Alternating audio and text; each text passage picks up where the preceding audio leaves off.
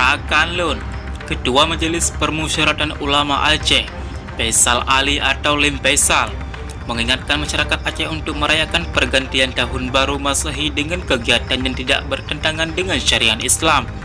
Hal ini ditegaskan melalui Tausiah MPU Aceh nomor 13 tahun 2024.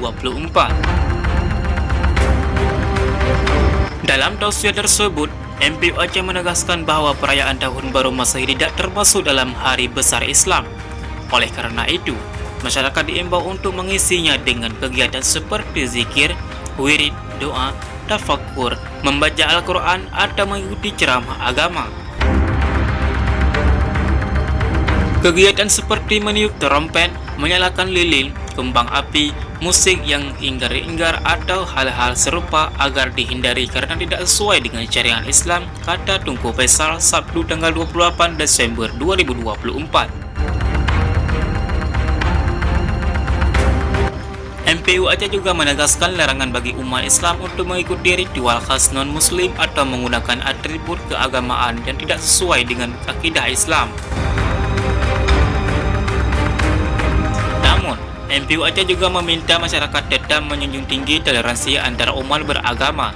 Kita harus saling menghormati, toleransi penting, tapi jangan sampai mencampur adukan akidah. Menurut Tunku Faisal, tausiah ini dibuat untuk mengingatkan masyarakat agar lebih bijak dalam menyikapi perayaan yang seringkali diwarnai dengan aktivitas yang dinilai dapat menimbulkan kegaduhan atau kerusakan. Kami harap masyarakat Aceh menyambut tahun baru dengan cara yang lebih damai dan fokus pada refleksi diri melalui ibadah, ungkap Tunku Faisal.